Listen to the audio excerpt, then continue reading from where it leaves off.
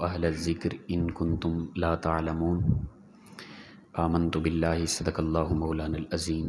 معزز و مکرم سامعین، کروڑا بار شکر ہے اس پروردگار عالم کا کہ جس نے آج کی صبح ہمیں پھر سے زندگی عطا فرمائی اور ہمیں یہ سعادت اور توفیق دی کہ ہم اپنے پروردگار کے یہاں آ کر سجدہ ہوئے۔ اللہ کا فضل ہے کہ 2 دن پچھلے ہمارا جو درس تھا وہ قربانی کے فضائل کے متعلق تھا۔ آج سے بقیہ جتنا ایام ہے انشاءاللہ تعالی 10 تک ہم قربانی کے مسائل بیان کریں گے۔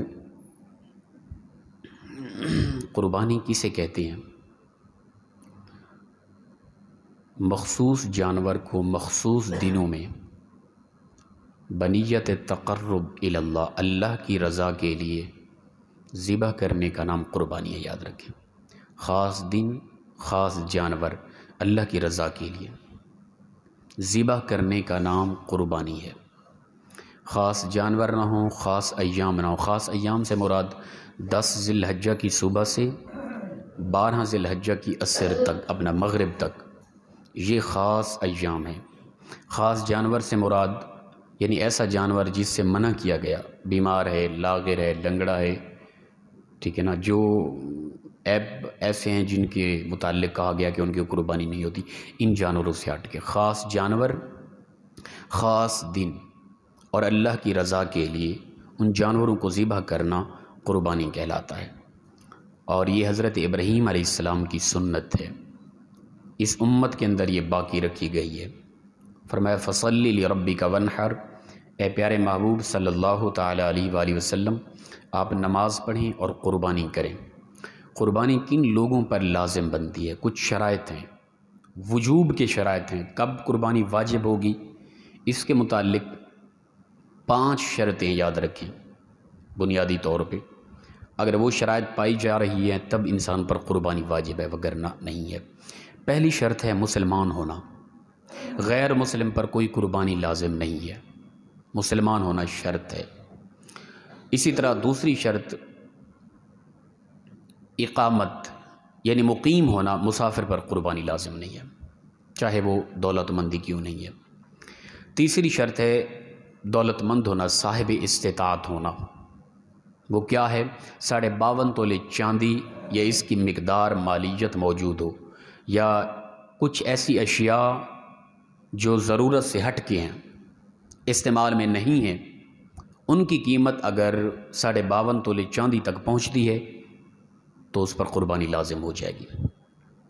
اور اس کا حساب ہم نے وہ نہیں کرنا جس طرح کہ زکوٰۃ کا معاملہ ہوتا ہے، ٹھیک ہے نا۔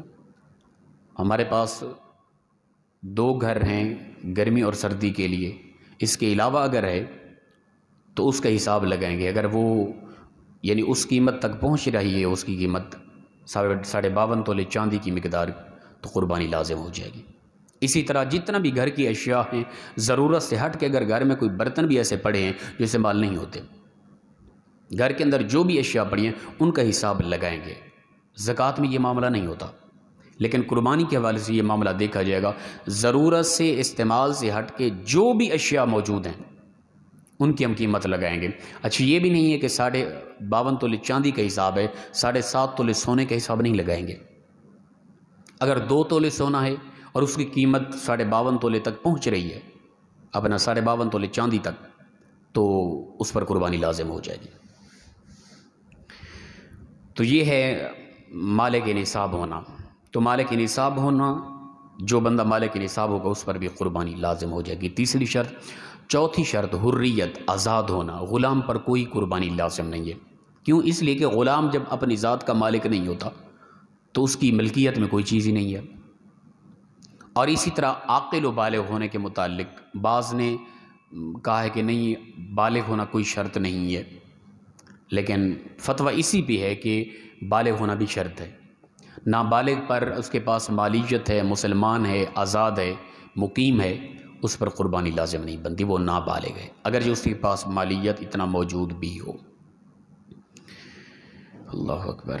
اور یہ شرائط جو ہیں، اگلی یہ بھی شرط اس میں آ رہی ہے کہ یہ تمام شرائط ان خاص ایام میں پائے جائیں، ان کے کچھ حصے میں۔ یہ ضروری ہے کہ انہیں 3 دنوں کے اندر مکمل دنوں میں پائے جائیں گے تب نہیں، بلکہ کچھ حصے میں ان شرائط میں سے پوری شرائطیں ساری آ رہی ہیں تو قربانی لازم ہو جائے گی۔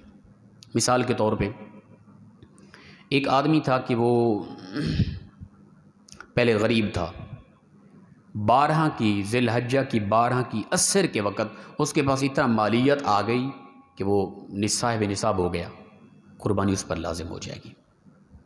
اسی طرح ایک بندہ غیر مسلم تھا اور وہ 12 کی عصر کے بعد مسلمان ہوا، اس کے پاس مالیت بھی موجود ہے، مقیم بھی ہے اور آزاد بھی ہے، تو اس پر قربانی لازم ہو جائے گی، وہ قربانی کرے گا۔ اگر وہ نہیں کرے گا گناہ گار ہوگا۔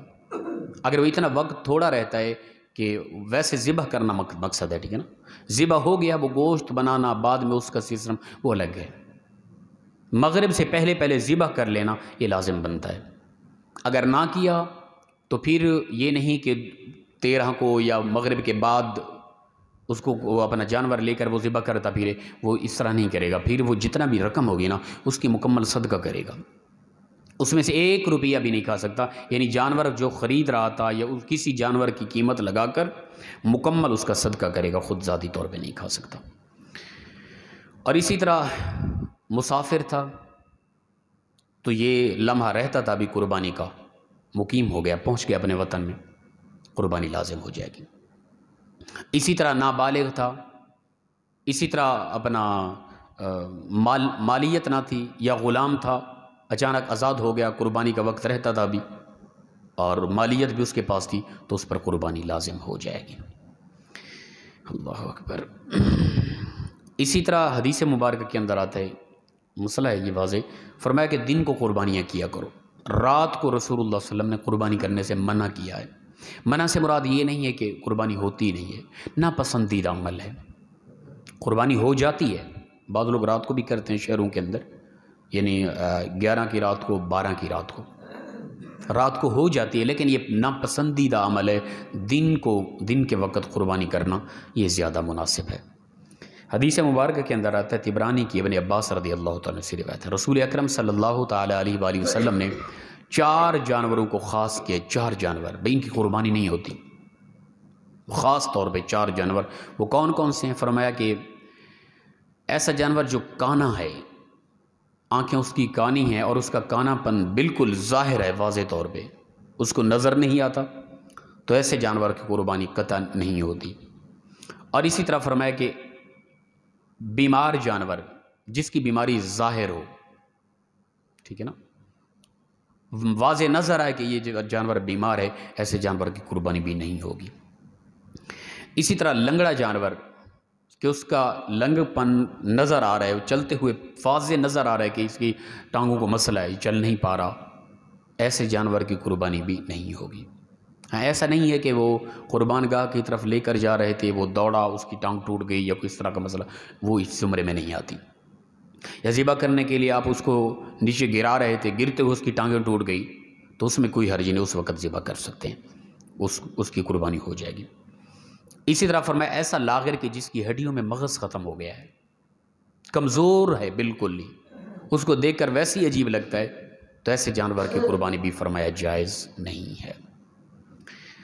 بلکہ اس طرح کے جانور کی قربانی کرنی ہے جو دیکھنے میں خوبصورت ہو، اگرچہ یہ چیز ہے، یہ مسائل خاص ان کی ضرورت نہیں ہے، ماشاءاللہ جو قربانی کرتے ہیں وہ کوشش ہوتی ہے کہ اچھا سے اچھا جانور ہو، الحمدللہ یہ طبیعت ہے ہمارے ہاں، لیکن اس میں خلوص ہو، اللہ کی رضا ہو، اللہ کی رضا کے لیے۔ رب تعالیٰ کو ہمارے ان گوشت پوشت کی، ان ہڈیوں کی کوئی ضرورت نہیں ہے، وہ کیا دیکھتا ہے؟ وہ ہماری نیتوں کو دیکھتا ہے۔ قیامت کے دن انسان کے ظاہری اعمال فرشتے لکھ رہے ہیں، یہ سب کچھ لکھا ہوا سامنے لے جائیں گے۔ حساب ان کا نہیں ہونا جو یہ لکھ رہے ہیں، حساب اس کا ہونا ہے جو ہمارے دل کے اندر ہے۔ یہ سب کچھ لکھا ہوا قیامت کے دن اللہ کے یہاں پیش کیا جائے گا۔ اے پروردگار، یہ بندہ عالم تھا، یہ درس دیتا تھا، یہ تدریس کرتا تھا، یہ بڑا سخی تھا، یہ آپ دین کی راہ میں بڑا خرچ کرتا تھا، یہ بڑا مجاہد تھا، فلاں فلاں، سب کچھ فرشتے لکھا ہوا سامنے لے آئیں گے۔ فیصلہ اس پہ نہیں ہوگا، وہ لکھا ہوا سامنے آ گیا۔ فیصلہ اللہ تعالیٰ نے وہ کرنا ہے جو رب جانتا ہے، نہ کہ اس پہ فیصلہ ہوگا جو لکھا ہوا سامنے آیا ہے۔ لکھا ہوا تو میرا یہی آئے گا سامنے جو واضح نظر آ رہا ہے آپ لوگوں کو، ٹھیک ہے نا، یہ نیکیاں ساریاں میرے دل میں کیا ہے؟ ممکن ہے صورت ہے محض اس کو میں نے ذریعہ معاش بنایا ہوا ہو، فرشتے تو لکھ کر لے جائیں گے نا، اے پروردگار یہ عالم تھا، یہ درس دیتا تھا، لوگ ان کی باتیں سن کر نماز کی طرف آتے تھے، یہ دین کا ایک شاہکار تھا، ہر وقت مطالعہ تھا، ماشاءاللہ فرشتوں نے یہ لکھ لینا ہے۔ میری نیت کیا ہے یہ میرا رب جانتا ہے، میرے رب نے اس لکھے پہ فیصلہ نہیں کرنا، میرے رب نے میری نیت کو پھر سامنے رکھنا ہے، اور فرمایا گیا میرے بندے بتا فرشتے تو لیے لکھ کے آئے، اور تو کیا چاہتا تھا؟ جس طرح کہ بخاری و مسلم کی روایت ہے، قیامت کے دن شہید کو بلایا جائے گا، جو دنیا کے اندر جس نے دین کے لیے اللہ کی رضا کے لیے ظاہراً اپنی جان قربان کر دی تھی۔ رب تعالیٰ پوچھے کہ بندے بتا کیا کر کے آیا؟ تجھے زندگی دی تھی، تجھے انسان بنایا تھا، اشرف المخلوقات بنایا تھا، تجھے کیا کر کے آیا دنیا میں میرے لیے؟ اے رب میں تو جو قیمتی چیز تھی جان، میں نے وہ بھی قربان کر دی تھی تیری راہ میں۔ اللہ فرمائے گا تیری نیت کیا تھی؟ لوگ تجھے بڑا دلیر کہیں فلاں فلاں، یہ نیت تھی تیری، میری رضا نہ تھی۔ اب حکم دیا جائے گا اس کو منہ کے بل گھسیٹ کر جہنم میں پھینک دیا جائے۔ اتنا عظیم بڑا عمل اگر اس کے اندر بھی بندے کے اندر ریا ہے، فرشتے تو لکھ کے چلے گئے، اے رب یہ اس کے نام عمل میں لکھا ہوا، یہ شہید ہے، یہ تیری دین کی راہ میں کٹ جانے والا ہے، لیکن رب تعالیٰ نے اس پہ فیصلہ نہیں کرنا کہ بھئی یہ لکھ دیا گیا ہے شہید ہے، اب اس کو جنت کے اعلیٰ مقاموں پہ، نہ نہ نہ، بلکہ رب تعالیٰ فرمائے کہ بندے بتا تیرے دل میں کیا تھا۔ تو رب تعالیٰ نے فیصلہ اس پہ نہیں کرنا جو ظاہراً فرشتوں نے لکھ دیا، رب فیصلہ اپنا الگ کرے گا، جو انسان کے دل میں، جو انسان جانتا تھا اور رب وہ جانتا ہے، اس پہ فیصلہ ہوگا۔ تو لہٰذا خلوص پیدا کریں، ہر وقت ہم اس طرف متوجہ رہیں، ان صلاتی و نسخی و محیای و مماتی للہ رب العالمین، یہ دعا اکثر پڑھتے رہا کریں، اس کو یاد کر لیں، قربانی کے ایام میں خاص طور پہ یا نماز کے بعد اکثر اوقات یہ تنہا پڑھتے رہا کریں۔ اے رب تعالیٰ میری نمازیں، میری قربانیاں، میرا جینا، میرا مرنا سب کچھ تیرے لیے ہے۔ خلوص پیدا کریں گے تب ہمارا یہ ظاہراً لکھا، ہمارا یہ ظاہراً میرا اور آپ کا کردار، فیصلہ اس پہ نہیں ہونا، فیصلہ میرے اور آپ کے دل میں کیا ہے اس پہ فیصلہ ہونا ہے۔ یہ جو شہید کے متعلق روایت بیان کی، یہ لمبی روایت ہے، اسی طرح آگے الفاظ ہیں، عالم دین کو بلایا جائے گا، بھئی کیا کر کے آیا ہے؟ رب تعالیٰ فرمائے کہ بندے میں نے تجھے علم عطا کیا تھا، کیا کر کے آیا؟ یا رب میں تو تیرے بندوں کی اصلاح کرتا رہا، کئی لوگ میری بات سن کے نماز کی طرف آئے، جنت میں چلے گئے وہ۔ رب فرمائے گا تیری نیت کیا تھی، دل میں کیا تھا؟ فرشتے لکھ کے لائے ہیں کہ تو عالم تھا، تو درس دیتا تھا، تو بہت کچھ کرتا رہا ظاہراً، تیرے دل میں کیا تھا؟ فیصلہ اس پہ نہیں ہونا، فیصلہ تیری اور میری ذات جو جانتی ہے نا حقیقت کیا تھی، فیصلہ اس پہ ہونا ہے۔ تیرے دل میں یہی تھا نا کہ لوگ کہیں کہ ماشاءاللہ بڑا مطالعہ ہے، کیا انداز گفتگو ہے، سیدھی ٹھوس بات کرتے ہیں ماشاءاللہ، اور پھر لوگوں کے دلوں کے اندر میری محبت اور بڑھے، لوگ میرے ہاتھ چومیں، میری عزت بنے یا ذریعہ معاش بنایا ہوا تھا، تیرے دل میں یہ چیز تھی، میں رب نے جو تو چاہتا تھا دنیا میں تجھے عطا کر دیا ہے، لوگوں نے تجھے عزت دی، اگر یہ تیری دل کی خواہش نہ ہوتی عزت تب بھی ملنی تھی، یہ تیری نیت نہ ہوتی عزت تب بھی ملنی تھی، لیکن تیری نیت مراد ہی یہی تھی، محض مجھے راضی کرنا مقصد نہ تھا، جو تو چاہتا تھا دنیا میں رب تعالیٰ نے تجھے عطا کر دیا۔ اے فرشتوں منہ کے بل گھسیٹ کر اس کو جہنم کے اندر پھینک دو۔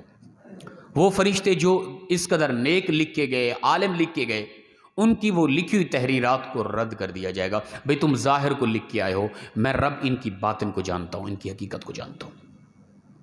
اسی طرح سخی کو، یہ روایت 3 بندوں کے متعلق آ رہی ہے، سخی کو بلایا جائے گا، ہاں بھی کیا کر کے آیا؟ تجھے دولت دی تھی، اے اللہ میں تو مساجد میں، مدارس میں، پتہ نہیں کیا کچھ بنوا کے آیا، ہر وہ جگہ جہاں ضرورت تھی دین کو میں نے وہاں پہ پیسہ خرچ کر کے آیا۔ رب تعالیٰ فرمائے گا میری رضا نہیں تھی، اس کے ساتھ بھی یہی حال ہوگا۔ تو فیصلہ میرے اور آپ کے ظاہری کردار پہ نہیں ہونا، میں اور آپ کتنی بڑے جانور قربان کر رہے ہیں اس پہ فیصلہ نہیں ہونا، میرے اور آپ کے دل میں کیا حقیقت ہے اس پہ فیصلہ ہونا ہے۔ ان صلاتی و نسخی و محیای و مماتی للہ رب العالمین، ہم نے اس طرف متوجہ ہے، اے پروردگار ہمارا سب کچھ تیرے لیے ہے۔ اگر یہ بھی بات آتی، انسانی فطرت ہے، آپ کہیں کہ حضرت کوشش بھی کرتے ہیں پھر بھی دل میں آتا ہے، انسانی فطرت ہے، اچھا جانور لے کے دیکھتے ہیں، لوگ آگے کہہ رہے ہیں ماشاءاللہ، دل میں آتا ہے، تھوڑا سا پیدا ہوتا ہے، انسانی فطرت ہے، جب یہ چیز آئے آ جانا کوئی مسئلہ نہیں، لیکن یہی مقصد ہونا یہ غلط ہے۔ جب بھی یہ چیز آنے لگے فوراً توبہ کریں، اللہ تیری رضا تھی، یہ بندے ہیں تیرے، آ کے کہہ دیتے ہیں، انسان ہوں، دل میں پھر بھی بات آ جاتی ہے، توبہ کر لے، رب تعالیٰ وہ معاف کر دے گا۔ مین مقصد، مین رضا اللہ کی ہونی چاہیے، تب ہمارا ہر عمل قابل قبول ہوگا، وگرنہ ظاہراً جو کچھ بھی ہو رہا ہے یہ لکھا جا رہا ہے، لکھا ہوا کسی کام کا نہیں آئے گا، حقیقت دل میں کیا تھی اس پہ فیصلہ ہونا ہے۔ اللہ پاک ہم سب کو عمل کی توفیق عطا فرمائے۔ وآخر دعوانا الحمد للہ رب العالمین۔ اللہ